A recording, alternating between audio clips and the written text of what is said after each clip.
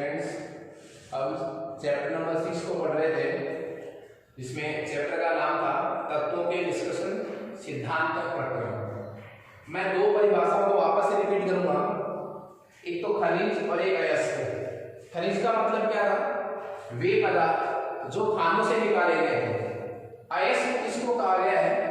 वे खनिज जिनसे कम खर्चे में और सुगमता से हमें क्या प्राप्त हो सके, धातु प्राप्त हो सके, वही खनिज को अपन क्या बोलने लग जाएंगे? अयस्क। ठीक है, अयस्क से हमें क्या प्राप्त करनी है? धातु। इस प्रक्रम को क्या बोलते हैं?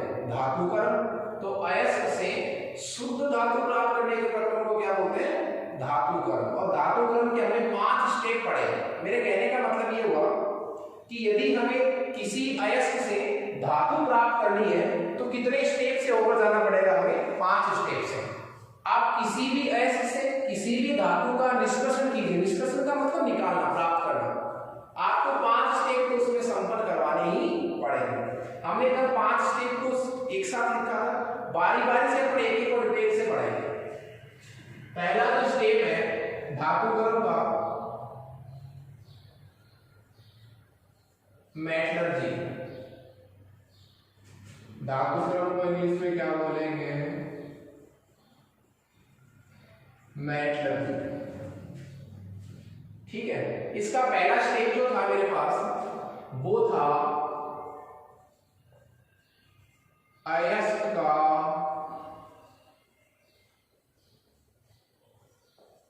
चूर्णीकरण। कहने का मेरा मतलब ये हो गया, अयस्क को पीसना।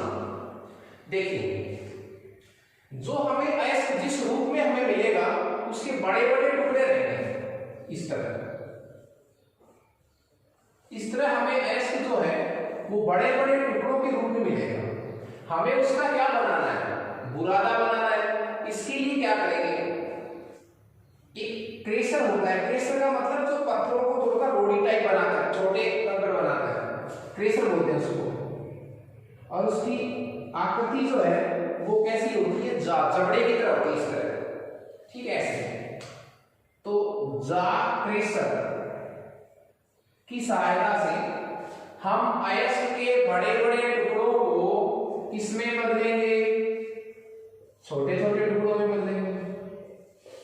ठीक है, और इन छोटे टुकड़ों को फिर एक मील होती है, स्टैम्प मील बोलते हैं उसको, स्टैम्प मील, जिसको बॉल मील भी नाम बोला जाता है, स्टाम्प मील या बॉल मील की सहायता से इन्हीं छोटे टुकड़ों को हम किसमें चेंज कर देते हैं? बुरादे में। इस तरह हमारे पास जो अयस्क प्राप्त हुआ है वो क्या है? चूर्णित अयस्क। क्लियर है? धातुकर्म का पहला स्टेप क्या था? अयस्क का चूर्णीकरण। इसमें क्या करते हैं? अयस्क के कैसे टुकड़े थे? बड़े बड़े टुकड़ों को जा क्रेशर की सहायता से इसमें बदलते हैं? छोटे टुकड़ों में। फिर इन छोटे टुकड़ों को स्टैम्प मील की सहायता से हम बुरादे में बदलते हैं, चूर्ण में बदलते हैं। अब ये अयस्क क्या कहलाएगा? चूर्णित अयस्क। ये पहला स्टेप हुआ धातुकर्म का। इसी में हम दूसरा स्टेप पढ़ेंगे। आप जैसे ही अयस्क का बुरादा बनाएंगे, अब आपको उस चूर्णित अयस्क का, अयस्क के बड़े टुकड़ों को किसमें चेंज कर दिया आपने? बुरादे में। अब आप इसी अयस्क का सांद्रण करेंगे। क्या करेंगे? सांद्रण। अच्छा, अयस्क का सांद्रण करना बोलो चाहे चूर्णित अयस्क का सांद्रण बोलो, बात एक ही है। क्यों? क्योंकि अयस्क जो हम ले रहे हैं वो कैसी स्टेप में आ गया है? बुरादे की स्टेप में, चूर्ण अवस्था में आ गया है। तो कैपिटल बी कौन सा स्टेप हो जाएगा? सेकेंड। इसमें होगा अयस्क का, और वो भी कैसा? स्टैम्प मील से कैसा बना लिया हमने उसको? चूर्णित बना लिया है। चूर्णित अयस्क का सांद्रण। सांद्रण के कुछ नाम हैं अयस्क का क्या करना, प्रसाधन करना, सजाना, उसको कॉस्मेटिक या सज्जीकरण। अयस्क का प्रसाधन करना, अयस्क का सज्जीकरण। देखिए ये दूसरा स्टेप है। बुरादा बनाने के बाद अब उस आप बुरादे वाले अयस्क का क्या करेंगे, सांद्रण। लेकिन होता क्या है, चूर्णित अयस्क का सांद्रण होता क्या है, आपने जो बुरादा बनाया था, आपने जो क्या बनाया था, बुरादा, ठीक है, किसका बुरादा है ये, अयस्क का। किसका अयस्क, जिससे हमें क्या मिलेगी, धातु मिलेगी। इसमें क्या क्या है, इसमें दो चीजें हैं। इसमें एक तो है धातु, शुद्ध धातु, इसमें धातु है। धातु के अलावा इसमें रेत, कंकड़, पत्थर वगैरह है, ठीक है। कुछ ऐसी अशुद्धियां हैं जो गर्म वगैरह करने से भी दूर हो सकती हैं, और भी अशुद्धियां बोल देता हूं एक्स वाई जेड। तो जो आपने अयस्क बनाया है चूर्णित, उसमें धातु के अलावा और भी बहुत सारी चीजें हैं, रेत, कंकड़ वगैरह, इनको क्या कर देना, पृथक करना। इनका आप सेपरेशन कर देंगे तो आप उसी अयस्क को क्या बोलने लग जाएंगे, सांद्रित अयस्क। क्या बोलने लग जाएंगे, सांद्रित अयस्क। फर्क देखिए, कुछ नहीं आ रहा है। बड़े टुकड़े थे, स्टैम्प मिल की सहायता से बुरादा बना लिया, उसी अयस्क को क्या बोलने लग गए थे, चूर्णित अयस्क। चूर्णित अयस्क में क्या क्या है, धातु के अलावा रेत है, कंकड़ है, कोई और अशुद्धि एक्स वाई जेड पड़ी है, इनको यहां से क्या करना, इस बुरादे से अलग करना। क्या कहलाएगा, इस अयस्क का क्या कर दिया आपने, सांद्रण। और अब जो आपको अयस्क मिलेगा उसका नाम क्या हो जाएगा, सांद्रित अयस्क। इसमें क्या क्या है, इसमें धातु है और कुछ अशुद्धियां अभी भी पड़ी है, कुछ दूर हो गई, कुछ अभी भी पड़ी है। अब देखिए बात यह है कि आपने जो अयस्क का क्या किया है, सांद्रण, उसको सजाया है, तो कैसे पता चलेगा कि कौन सी विधि अपनाऊं। तो देखिए, एक तो अयस्क में पड़ा हुआ कौन, धातु, धातु तो मिलेगी। अयस्क कहते हैं किस पर, जिससे धातु मिले। तो धातु के अलावा ये सब चीजें क्या कहलाएंगी, ये कहलाएंगी अशुद्धि। क्या कहलाएंगी, अशुद्धि। हम कौन सी विधि अपनाएं, क्या करने के लिए, चूर्णित अयस्क का सांद्रण करने के लिए, मतलब क्या करने के लिए, इन अशुद्धियों को बाहर करने के लिए कौन सी विधि अपनाएं। यह विधि किस बात पर डिपेंड करती है कि वो अयस्क कैसा है, उसकी क्या प्रकृति है, उसमें पड़ी हुई जो क्या है अशुद्धियां, उनकी क्या प्रकृति है। इस बात में अंतर के आधार पर हम विधि यूज करेंगे। अंतर होना चाहिए। अंतर का मतलब अयस्क में और अयस्क में धातु के अलावा पड़ी हुई जो क्या है अशुद्धियां हैं, इन अशुद्धियों में और अयस्क के गुणों में कहीं ना कहीं अंतर होना चाहिए। अंतर होगा तभी इनका पृथक्करण होगा। कोई भी दो वस्तुएं तभी पृथक हो पाती है जब उनमें गुणों में क्या होता है, किसी एक गुण में कम से कम क्या होना चाहिए, अंतर होना चाहिए। तो मैं आपको इस बात को वापस रिवाइज कर दूं। अयस्क का सांद्रण क्या होता है, चूर्णित अयस्क में धातु के अलावा रेत, कंकड़ वगैरह कुछ पदार्थ मिले रहते हैं, इनको यहां से क्या करना, अलग करना। क्या कहलाता है, अयस्क का सांद्रण, अयस्क का प्रसाधन, अयस्क का सज्जीकरण। और अब जो हमें अयस्क प्राप्त होगा वो क्या कहलाएगा, सांद्रित अयस्क। सांद्रित अयस्क में भी अभी भी क्या पड़ी है, धातु तो है ही, तभी तो इसको ले रहे हैं इसको। इसमें और भी अशुद्धियां पड़ी है, इनको और आगे पृथक्करण करेंगे। अब देखिए ये हमारा दूसरा स्टेप जो है, मतलब क्या करने की, अयस्क का सांद्रण करने की कितनी विधियां पढ़ेंगे, 4 विधि पढ़ेंगे। ठीक है, 4 विधियां हैं क्या करने की, अयस्क को सजाने की, अयस्क का क्या करने की, सांद्रण करने की। इसमें से इन रेत, कंकड़, एक्स वाई जेड प्रकार की अशुद्धियों को दूर करने की कितनी विधि है, 4 विधि है। चारों विधि में कौन सी विधि आपको यूज करनी है यह किस बात पर डिपेंड करेगा, वो अयस्क कैसा है, उसमें पड़ी हुई अशुद्धि कैसी, इस बात पर निर्भर करेगा कि हम चारों विधियों में से कौन सी विधि अपनाएं। क्लियर है? हाँ देखिए, तो अयस्क के सांद्रण की 4 विधियां हैं, मैं उसमें पहला डिस्कस करूंगा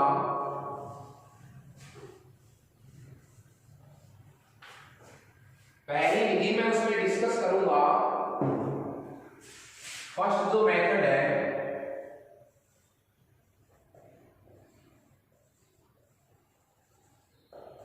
पहली जो विधि है उसका नाम है गुरुत्वीय पृथक्करण विधि।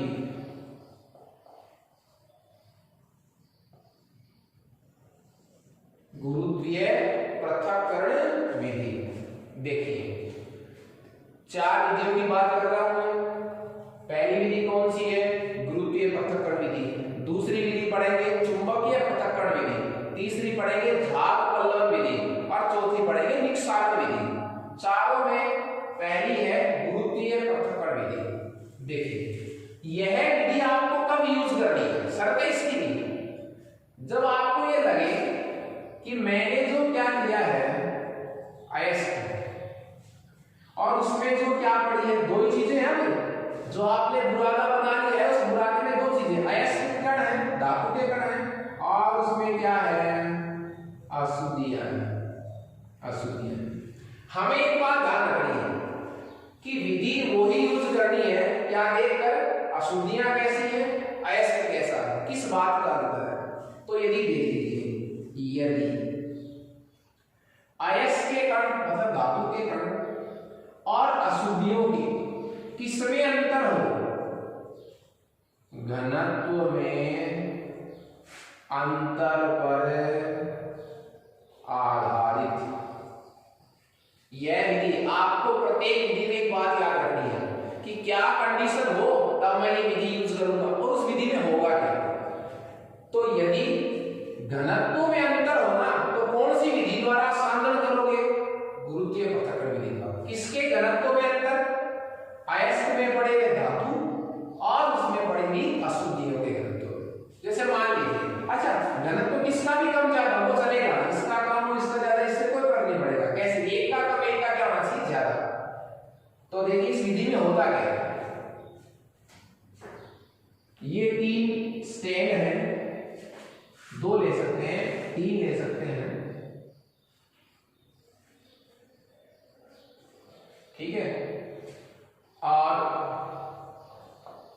यहां से आप ये बर्तन पात्र टाइप है जहां से आप किसको डालेंगे, चूर्णित अयस्क में। तीनों ही भाग से, और भी बड़े संख्या ज्यादा हो सकती है, तीनों ही भाग से किसको डालेंगे, चूर्णित अयस्क, जिसका आपने क्या बना लिया था बुरादा। अब क्या करने जा रहे हैं उस बुरादे में, हम करने जा रहे हैं उस बुरादे का क्या सांद्रण, मतलब उसमें रेत कंकड़ वगैरह की जो अशुद्धि है उनको दूर करना चाह रहे हैं। उसकी कितनी विधि बता रहे हैं, 4 में कौन सी पढ़ रहे हैं, पहली। यहां क्या होता है, एक ढालनुमा मेज होती है साहब, मेज। सीढ़ियां देखी आपने, सीढ़ियां से लकड़ी वाली इस तरह ऐसे, ठीक है, इस तरह ये उसके बाद ये ऐसे फिर ऐसे फिर ऐसे, ऐसे क्या होती है ढालनुमा मेज होती है साहब। ये ढालनुमा क्या है, मेज है, एक के बाद एक। ऐसे बहुत सारी क्या होती है मेजें होती है साहब, ठीक है। ये है क्या है, ये सब ये है ढालनुमा मेज, ठीक है। इनसे आपने क्या मिलाया है, चूर्णित अयस्क को इस पर डाला है। आपको पता है मैं ये विधि तभी यूज करूंगा जब मुझे लगेगा कि जो मेरे पास क्या था चूर्णित अयस्क, उसमें पड़ी हुई धातु और उसमें पड़ी हुई अशुद्धि के दोनों के घनत्व में क्या है अंतर, एक हल्का एक भारी है, तभी मैं इस विधि को यूज करूंगा। यहां से आप अयस्क के कणों को इन पर गिराइए, अयस्क के किनारे, और जल का क्या कीजिए, तेज बौछार, जल की क्या कीजिए, तेज बौछार। आपके पास दो ऑप्शन है, आप इस चूर्णित अयस्क को किसके साथ मिला दीजिए, जल में, चूर्णित अयस्क को किस में मिला दीजिए, जल में। मिलाने के बाद आप इसको इसी तरह बाल्टियों से या पात्र से किस पर डालें, सीढ़ियों की तरह किस पर, इस ढालनुमा मेज पर। चूर्णित अयस्क को किसमें मिला लें, जल में, और आप इस पर ढालनुमा सीढ़ियों में डालते हैं पानी इस तरह। आपने देखा होगा कई बार अपन सीढ़ियां धोते हैं, ठीक है, तो पानी डालते हैं तो जो मिट्टी है वो ऊपर वाली सीढ़ी पर साइड में, कुछ थोड़े नीचे वाली सीढ़ी पर साइडों में किनारे पर जमा रह जाती है। क्यों, उनका वेट ज्यादा था, पानी उनको नीचे नहीं ले गया, तो मिट्टी कहाँ रह गई, ऊपर हल्की सी कहां से जाती है, पानी के साथ नीचे मिट्टी सीढ़ियों पर भी रह जाती है। तो जैसे आप इस चूर्णित अयस्क को जल में मिलाकर यहां से आप इस पर डालेंगे, तो जो चीज भारी है वो तो यहां रह जाएगी, कुछ यहां रह जाएगी, कुछ यहां, कुछ यहां, कुछ इनमें, कुछ इस मेज पर, कितना नीचे निकलेगी। यहां से मान पानी आ रहा है तो यहां गिर जाएंगे, यहां रुकेगी तो यहां रुक जाएगा। तो जो भारी है वो चाहे अयस्क का कण हो और चाहे उसमें पड़ी क्या हो, अशुद्धि हो, जो भारी है दोनों में, जिसका घनत्व क्या है ज्यादा, वो तो कहां रह जाएगी, इन मेज पर। और जो हल्की है जिसका घनत्व कम है, चाहे वो अशुद्धि हो चाहे वो अयस्क हो, वो जल के साथ कहां रह जाएंगे, नीचे। इस तरह जिसका घनत्व ज्यादा होगा उसके पर कहां रह जाएंगे, ढालनुमा मेज पर यह विधि कब यूज होगी, जब आपके पास जो क्या है, कोई चूर्णित अयस्क, उसमें दो चीजें हैं, अयस्क मतलब धातु के कण और उसमें बड़ी अशुद्धियां, दोनों के घनत्व में अंतर होना चाहिए। तो मेरे कहने का मतलब था कि आपने जैसे इस विधि में ये पढ़ा है कि इस विधि द्वारा सांद्रण तभी किया जाएगा जब अयस्क और अशुद्धि के घनत्व में क्या होगा, अंतर। क्लियर है, देखिए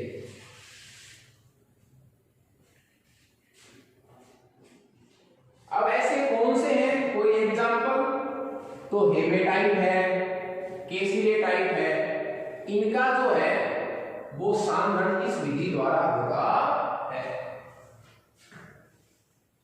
इसी सांद्रण में हमारे पास दूसरी विधि है, एक और तरीका है अयस्क को क्या करने का, सांद्रित करने का, सांद्रण करने का, ठीक है, उसमें से रेत कंकड़ वगैरह को अलग करने का हमारे पास दूसरा मेथड भी है। 4 मेथड पढ़ेंगे अपन इसमें, और 4 मेथड में हमारे पास जो दूसरा मेथड है वो है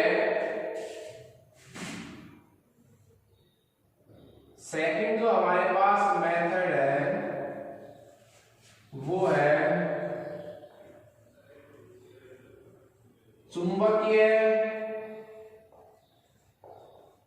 पृथक्करण विधि। चुंबकीय पृथक्करण विधि, देखिए इस विधि में क्या होगा, आपके पास सबसे जो मेन बात वो क्या है, कब इस विधि को यूज करेंगे, जब आपको पता है चूर्णित अयस्क में कितनी चीजें हैं, 2, क्या क्या है, तो अयस्क के कण प्लस क्या है उसमें, अशुद्धियां, ठीक है। यदि आपको ये पता लग जाए कि अयस्क के कण या अशुद्धि के कण कोई एक किससे आकर्षित हो रहा है, चुंबक से,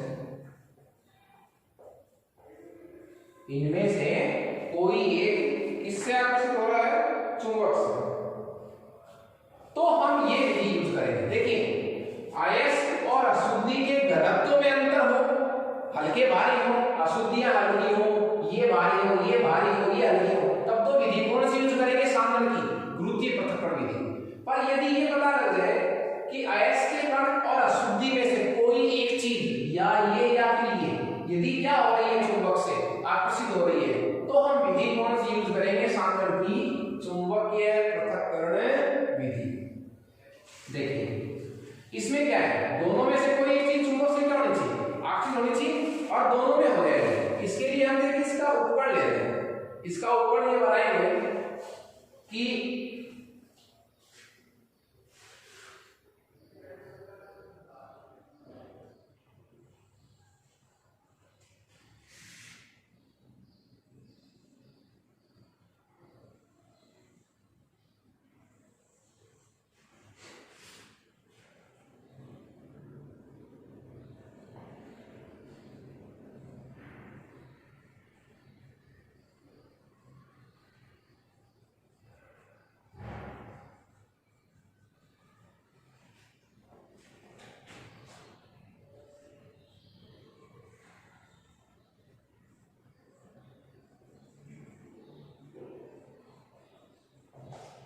हाँ जी, ये है चुंबकीय रोलर।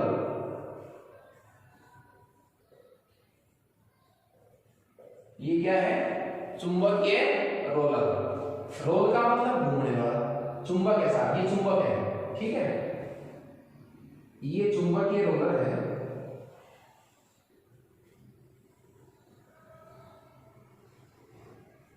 और ये घूमता हुआ पट्टा है।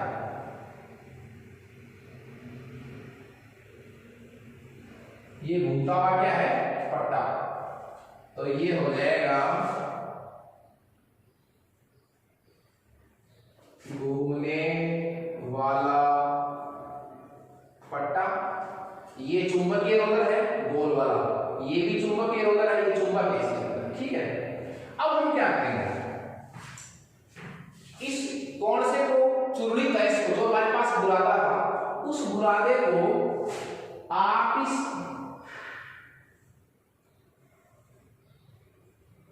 घूमते हुए पट्टे पर डाल दीजिए। ये घूम रहा है साफ पट्टा इस तरह चक्की की तरह। तो यहां से आप किसको डाल रहे हैं, चूर्णित अयस्क, ठीक है, उसके बुरादे को डाल रहे हैं। तो देखिए आप, ये बुरादा इस पर पड़ेगा पट्टे पर, पट्टे पर पट्टे पट्टा घूम रहा है तो बुरादा भी आएगा साथ में। आप सपोज कीजिए यहां आने के बाद यहां ये बुरादा जब चलेगा यहां तक, जब ये पट्टा यहां तक आ जाएगा, इनमें से जो चीज मैं आपको बता रहा हूं, चूर्णित अयस्क में कितनी चीजें हैं, दो, अयस्क है अशुद्धि है। हमें दोनों को क्या करना है, अलग। पर हमें ये पता चल गया कि या तो अयस्क या फिर क्या, अशुद्धि, दोनों में से एक ही चुंबक से क्या हो रहा है, आकर्षित हो रहा है। अब इनमें से जो चीज चुंबक से क्या होगी, आकर्षित। मान लीजिए अयस्क के कण क्या हो रहे हैं, चुंबक से आकर्षित, तो ये चुंबक यहां तक चुंबक है, देखिए यहां तक इसका अटैचमेंट है चुंबक का। तो जो अयस्क के कण है वो तो इस पट्टे के साथ चिपकते हुए चलेंगे साथ। कहां जाकर अलग होंगे, यहां क्यों होंगे अलग, क्योंकि यहां तक चुंबक था तो चुंबक से कौन आकर्षित हो गए, अयस्क के कण। यहां तक क्यों चले हैं, क्योंकि यहां जाने के बाद यहां देखिए चुंबक नहीं है तो अयस्क के कण नीचे गिर जाएंगे, तो यहां तो इसकी ढेरी बन जाएगी। लेकिन हमें पता है कि जो अशुद्धियां हैं वो चुंबक से आकर्षित हो ही नहीं की, तो जैसे ही ये पट्टा घूमेगा इस पट्टे के बहाव के साथ ये चीजें काम करेंगी। यहाँ ये क्यों नहीं चिपकती हुई चली, क्योंकि अशुद्धियां चुंबक से आकर्षित नहीं हो रही, तो ये तो इस पट्टे के घूमने के साथ ऐसे इस तरह यहाँ इकट्ठी हो जाएंगी। अयस्क के कण जो चुंबक से आकर्षित हो रहे थे वो चिपकते हुए चले, कहां जाकर इकट्ठे होंगे, यहाँ तो अलग अलग क्या बन गई, ढेरियां बन गई, अशुद्धि की एक तरफ और अयस्क के कण की एक तरफ, ठीक है। इसके द्वारा जैसे हम लोहा चुंबक से आकर्षित होता है तो किसका सामना कर सकते हैं, हेमेटाइट का, Fe2O3। मैं इस विधि को वापस से रिवाइज करूंगा। देखिए यह विधि कब यूज की जाती है, जब अयस्क के कण या अशुद्धि दोनों में से एक चुंबक से क्या होगा, हो आकर्षित होगा। तो इस विधि में क्या करते हैं, चुंबकीय रोलर होता है, रोलर चुंबकीय रोलर घूमने वाले चुंबकीय रोलर के चूर्णित S को डाला जाता है। हम ये मानकर चल रहे हैं ये चुंबक से आकर्षित हो रहा है, अशुद्धियां नहीं हो, या वाइस वर्सा भी हो सकता है, उल्टा ही मान सकते हैं। तो अयस्क के कण को चुंबक से आकर्षित होने के कारण पट्टे के साथ चिपकते हुए चलेंगे। अब यहाँ जाते हैं, देखिए यहाँ चुंबक खत्म हो गई, अब यहाँ चुंबक नहीं है, तो यहाँ चुंबक नहीं है तो अयस्क के कण तो यहाँ तक तो चिपकते आ जाएगा, यहाँ आके इधर गिर जाएंगे तो यहाँ ढेरी बन जाएगी। इसकी अयस्क के कणों की तो यहाँ ढेरी बन जाएगी, ढेरा बन जाएगा। और चूंकि अशुद्धियां चुंबक से आकर्षित हो नहीं रही है तो जैसे पट्टा घूमेगा चिपकेगी नहीं, इस पट्टे के जोर से इधर जाके गिरेगी, तो ये किसकी ढेरी बन जाएगी, अशुद्धियों। इस तरह दो अलग अलग ढेरियां बन जाएंगी। इसका बहुत अच्छा एग्जांपल है, जैसे आप किसका कानून कर सकते हैं, हेमेटाइट का। ये खुद चुंबक से आकर्षित होगा, इसमें पड़ी हुई अशुद्धियां चुंबक से आकर्षित नहीं होंगी। एक और देखिए, एक तीन धातु का अयस्क होता है SnO2, इसमें अशुद्धि पड़ी रहती है किसकी, Fe2O3 की। अब देखिए आप, हमें क्या मुक्त करना है, टिन, उसमें अशुद्ध किसको नहीं चाह रहे, आयरन को नहीं चाह रहे, मतलब इसको दूर करना चाह रहे हैं। ये अशुद्धि है, ये चुंबक से आकर्षित होता नहीं है, ये होती है। तो आप बताइए, जब Fe2O3 को SnO2 से अलग करना है तो आप कौन सी विधि अपनाएंगे, चुंबकीय पृथक विधि। क्यों, क्योंकि हमें हमारे अयस्क क्या है, ये चुंबक से आकर्षित होता नहीं है, तो कहां जाकर इकट्ठा होगा, यहाँ। ये चुंबक से आकर्षित होता है, ये कहां जाकर इकट्ठा होगा। तो इस तरह कौन सी विधि यूज करनी है ये इस बात पर डिपेंड करेगा कि उस बुरादे वाले अयस्क में जो अयस्क के कण है वो और अशुद्धियां जो है उनके गुणों में किस बात का अंतर है। इसी सांदर्भ में हम तीसरी विधि पढ़ेंगे, बहुत इंपॉर्टेंट विधि है, झाग पल्लवन विधि।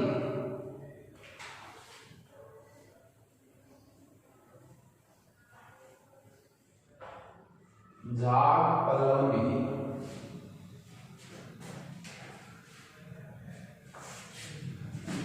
जो तीसरी विधि है वो है झाग पल्लवन विधि। झाग का एक नाम और भी है फेन। झाग पल्लवन विधि बहुत महत्वपूर्ण प्रश्न है एग्जाम के लिए। कुछ परिभाषाएं इसमें जो इंपॉर्टेंट है, डायग्राम इसका इंपॉर्टेंट है और विधि भी इंपॉर्टेंट है। इसमें से कुछ परिभाषा के प्रश्न आ सकते हैं, चित्र भी अच्छा है और थ्योरी पूरी विधि भी पूछी जा सकती है। ठीक है, देखिए इस विधि में क्या होगा, इस विधि में देखिए इसमें 4-5 प्रकार के तो पदार्थ यूज होते हैं, 4-5 प्रकार के तो इसमें पदार्थ यूज होते हैं और डायग्राम में विधि है, अलग अलग पदार्थों का अलग अलग कार्य है। तो हम इस विधि को पढ़ने से पहले इसमें जो पदार्थ काम में आएंगे हम उनके बारे में पहले पढ़ेंगे। क्लियर है। झाग पल्लवन विधि में जो विधि है उसके अलावा इसमें बाहर से 4-5 प्रकार के पदार्थ मिलाए जाते हैं। वो 4-5 प्रकार के पदार्थ हैं, उनका यूज भी क्या है, अलग अलग, उनका अलग अलग काम है। तो हम उन पदार्थों को पहले पढ़ेंगे, फिर हम इस विधि का चित्र और इसकी व्याख्या पढ़ेंगे।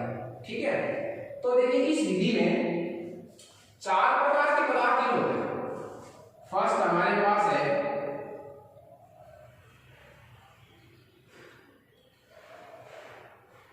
झाग कारक।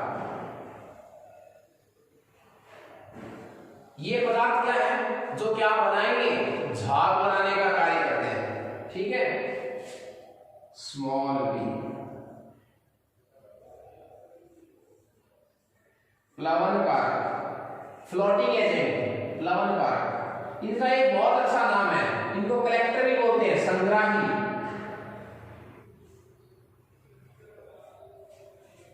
ठीक है, झाग कारक जो क्या बनाएंगे, झाग बनाएंगे। जैसे एक एग्जांपल भी ले सकते हैं अपन, चीड़ का तेल है, यूलिप्स का तेल है। प्लवन कारक जो झागों को ऊपर ले जाने में सहायता करेंगे, प्लवन कारक नाम बोला गया है। जिनका एक नाम और भी क्या है, संग्राही। जैसे सोडियम एथिल जेनथेट है, पोटेशियम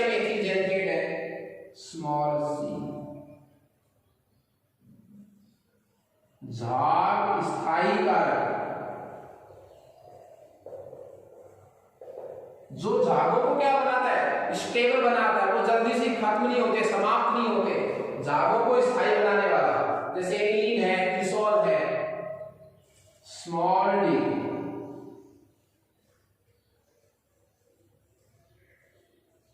अवनमक पदार्थ, इसमें ये दोनों बहुत अच्छे हैं, ठीक है। अवनमक पदार्थ क्या है?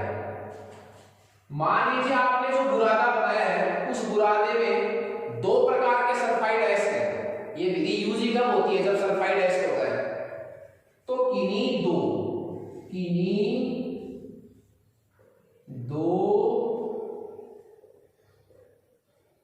सल्फाइड अयस्कों को क्या करने के लिए, पृथक करने के लिए जिस पदार्थ का यूज होता है वो क्या कहलाता है, अवनमक पदार्थ। तो ये मुख्यतः चार पदार्थ हैं जिनको हम और डिटेल से नेक्स्ट क्लास से